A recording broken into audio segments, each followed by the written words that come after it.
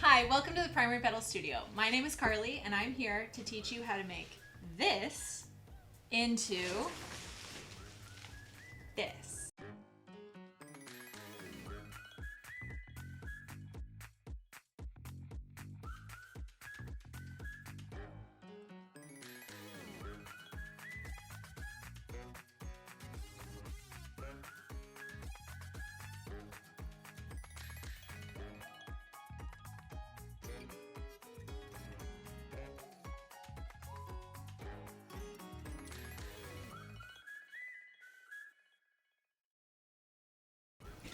This is what we're going to talk about today. I'm really excited to share with you guys. So I have a plethora of beautiful white blooms and some greenery, and I want to teach you guys how to make a bouquet at home. So I'm going to go through all of the florals here. So right now I have, this is lemon leaf. Can you see that? Lemon. This is a really hardy green. It'll last for a long time. It dries really lovely too. I have some carnations. I picked obviously white today, but they come in a plethora of colors. They're a really hardy bloom as well, and they're affordable, and you can find them at most grocery stores also. This is Lisianthus, Lizzie for short, and yeah, this is a great like filler flower. And then this is Scabiosa. These turn into pods once dry, and so they're really fun, and they're quite temperamental. So there's this little like plastic tube that's on here like a straw, and it keeps it standing straight. Otherwise they're like raw, you know. These are snapdragons. You'll see these a lot in people's yards at springtime. These are really beautiful, and they're gonna kind of add like the depth and a lot of like the textural stuff in height as well. Ranunculus, the girl's best friend, is often commonly mistaken for a peony, weirdly enough, and it's gorgeous. It has tons of little petals. You can find these at grocery stores also. They're becoming a little bit more known and affordable. Cattle lilies are fun. They are a variety of lily. There's a lot of different types. These are great to add. And then anemone. This is more of a specialty flower. You probably aren't going to find it at a grocery store, but if you're at a flower market or farmer's market, they might have some. These have a really beautiful, it's actually a navy center, but they can be read as a black center. They also have ones that are different colors with the dark center as well, and also white with a green center, but we got the dark ones today, which I love. And then mums. Mums are also found at like a lot of common grocery stores and places. So if you don't have a flower market or a farmer's market near you, this would work well. And then I also have, again, our lemon leaf, also known as, I think it's solace tip, but I always call it lemon. And again, it's really hardy. So this is kind of what we're working with today. Hooray! Okay, so the other things that you're gonna need are some clippers. These ones I got on Amazon. They're awesome. We'll put these in the link below. They're really sharp. They're very hardy. They can kind of cut really thick stuff. They can cut thin stuff. They're all around just a really good tool. They sit really well in the hand, and they come in all these pretty colors, and I love them.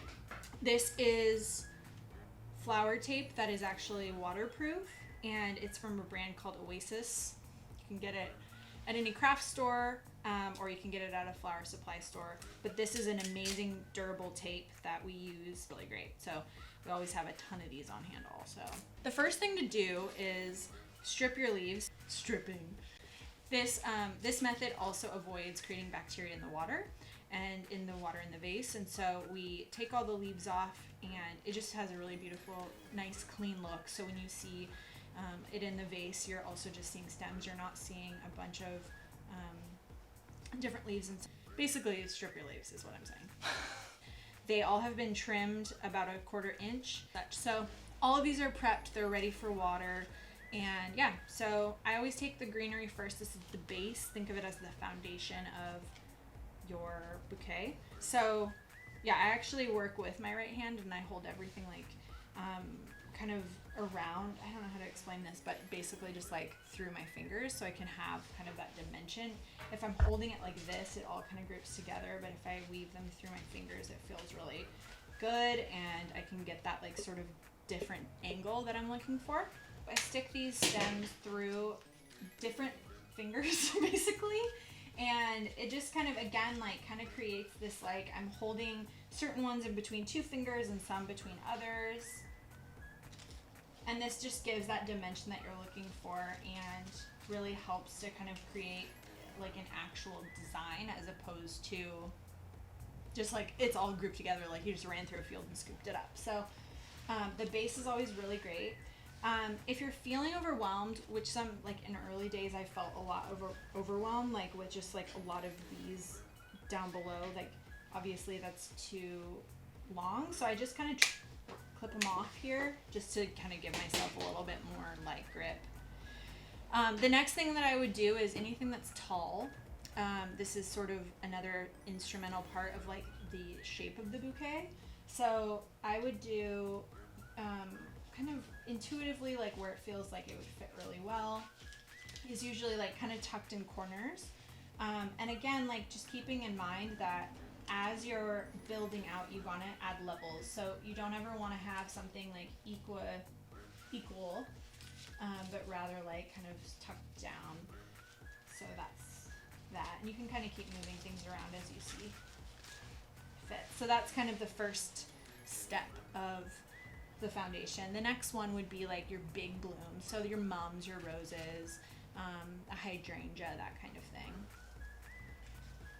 And again, just putting it through the fingers. And once you have a lot of like greenery and different base flowers, you can actually like, it'll sort of start to hold together well. It's not something I'm having to grip really hard at.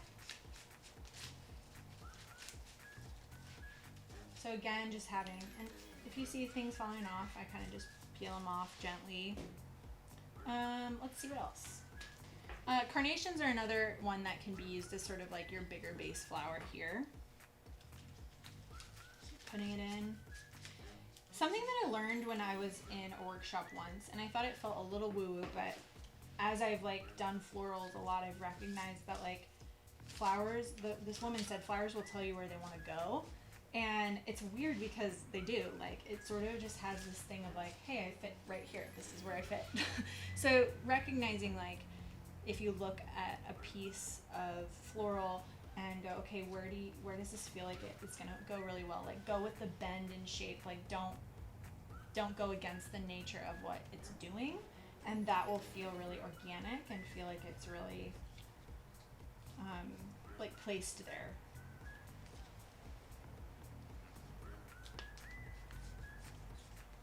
And if it gets stuck, you can also pull down from below.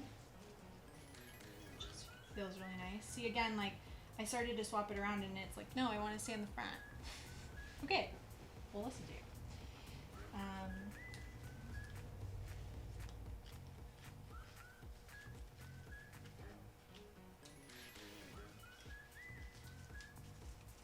And then we can do, let's see, some Ranunculus. These guys can act as a sort of accent floral. They can also be a secondary flower, which a secondary flower is like right after the base flower. So you can use it as more of like, not a filler, but like it has a little bit more footprint to put in the bouquet. And it can also be kind of a whimsy flower if you wanted to sort of make it the top. Let's see. The anemones, which are always like a fun pop of color in the midst of an all white bouquet. And we'll see. I'll also move some stuff around. I always like have a mirror handy, kind of make sure it looks good. And then this is Lisianthus. I think Chloe, I'd feel good if we got a second Lisianthus, maybe? Or maybe not, I don't know. And again, like looking through and just saying like, you don't want everything to be equal when it's staring at you. So you want to have like maybe the carnation like lower, and then the ranunculus a little higher. Creating that dimension fill is really nice. Thank you. This is more Lizzie. Felt like it needed it. And again, like this doesn't have, see how it has the stems? So I just sort of strip them off real easy. I like this one because it's green. There's not a lot of blooms. So a lot going on here. I have some of my scabiosa. I'm going to leave the plastic on. This, again, just gives like a brace and support for the flower. So you can kind of see like if I'm like, where is it? I just like kind of move it up and down and try to find it. And then I'm just going to like get a sense of where I want it to go.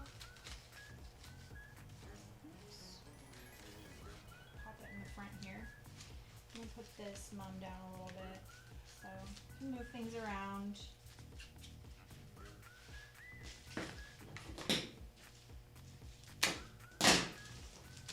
And I would just say if you're a new florist or you're someone that's doing something from home and found some stuff at the grocery store and just wanted to have fun, like just remember, like have fun. It's not, you know, like just have fun with it, like relax. And the more that you push something, sometimes it doesn't like work as well. So just have it, like think of it as just a fun thing, even if you don't love it right off of the bat. Like you can always keep adding things. Yeah, so this one was in the back hiding, and just because it has that like gorgeous contrast of color, I really wanted it to feel like kind of in the middle. So I'm gonna move it. And again, like you just want to have fun with it. Like look at it, like make edits. It's not the end of the world. So see how my hands are like intertwined with it? I don't know if it can capture it, but my hands are like this right now. So I want to make sure that nothing is moving when I like move my hands out of it. So what I'm gonna do is just gently kind of like move one finger at a time. And nothing moved. Okay, so this is the waterproof tape, and basically what I'm gonna do is start where my thumb is, and it's best when you have a buddy here. I don't have a buddy here currently helping me. Well, I do, Chloe's here, but currently I'm just gonna sort of like hold, and then once the tape's on there, I can kind of release that spot. So it's definitely a little bit of a like, I need a little hand. So, and then I just tape maybe one or two passes, tape over tape. And if you're getting a bouquet from Primary Petals, you're going to see this tape. You're going to be able to like touch it. So highly recommend that if you are getting a bouquet, it's going to look best when it's like arranged like this. So if you take it out, it's just going to be a bunch of flowers in a vase, which is so pretty and amazing in and of itself. But if you are wanting to kind of keep the integrity of the design, then you can just plop it right in a vase with the tape on, and it feels really nice. So I need a vase. Thanks, Chloe. So this is a vase. Fill it with water. Thank you.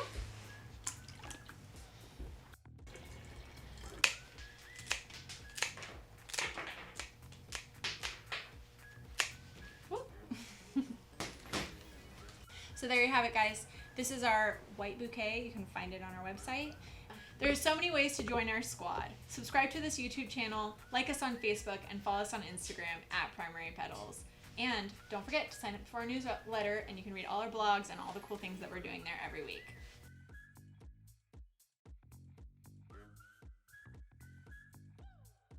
Okay, good. Okay, so this is the waterproof tape. I need a vase. I need a vase.